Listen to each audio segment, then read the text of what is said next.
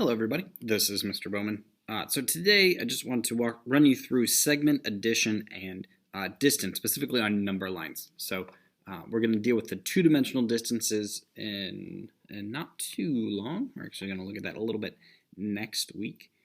So right now we're going to deal with one-dimensional distance on number lines. So hopefully this is not radically new, but I just want to give you kind of a breakdown because we're going to start building on this.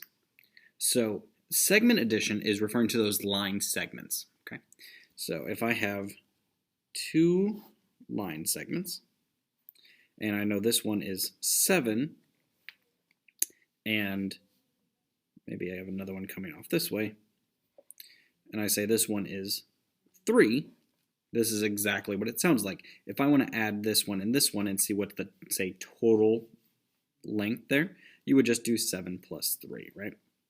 Okay, for a total distance of 10. Not really earth-shattering. But where it comes into being interesting is you're going to start seeing these as going into a single line. Okay, so to give you the notation practice here, let's call this A, B, and C. Okay, so if I have this setup right here, it works exactly the same way, but the way they run through and phrase things is a little bit strange, so that's what I want to show you. So in order to make sure this is a straight line, they're going to say something to the effect of B is between A and C. Okay, so if you get this kind of curvy shape, that is not true. This middle one is not between these two, because when it says between, doesn't mean connected, it means directly in the line that goes through those two. So like if I draw a little dashed line here, this one is not on that line, so it's not between those. So if you see B is between A and C, it means you're making a straight line. Okay. All right, so we have basically 3 line segments here. We have line segment AB, we have line segment BC, and we also have line segment AC. The way, since it is a straight line, you can go all the way from beginning to end. Now they're going to start using a slightly different notation here, and they're going to write AB, for example, without that line over it. That's the length or the distance between A and B. Okay, so this one is a geometric shape line segment, right? This one is a length or a distance because it doesn't have that bar over the top of it. And fortunately, we don't have to worry about that with rays or lines because since they have an arrow and go on forever, they don't have a set length. You only have to worry about it with line segments because that's the one at the beginning and the end points. So you're going to start seeing that notation quite a bit. So after that, the actual applications of these are not really earth-shattering. You'll get something like this one is from A to B is 10, let's put meters in there, and B to C is, let's call it 4. Try and get a little bit of scale here. So how long is it from A to C? And you would just simply add them together. Now, something else you may see, which is pretty much the same breakdown, but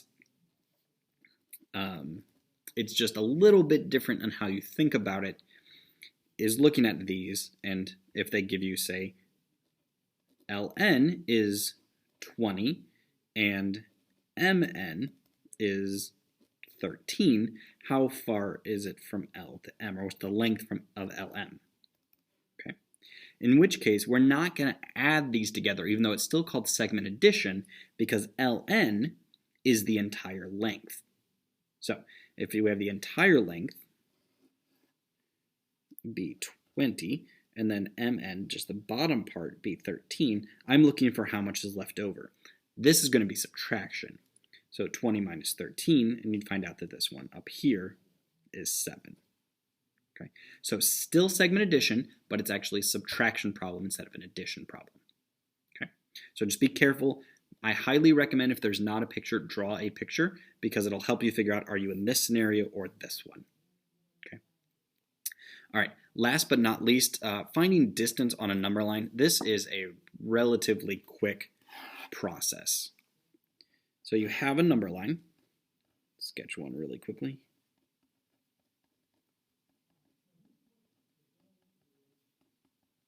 Okay.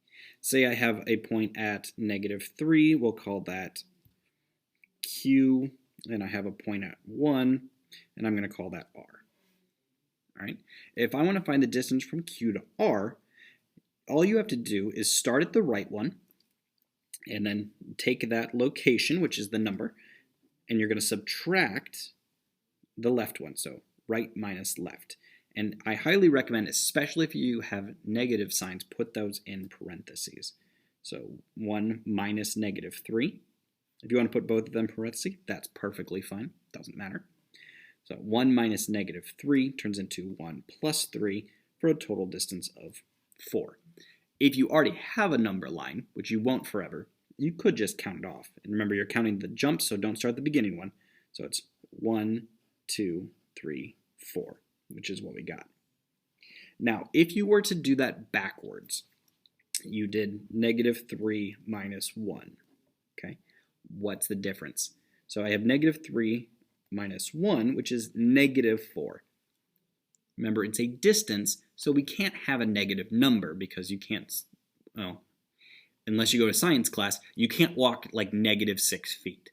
Okay, so these are actually equivalent, but we need them to be positive. So if you end up with a -1, if you did your math correctly, you might just have those backwards and it went left minus right instead of right minus left. So just be careful when you're doing that because we need positive answers for distances.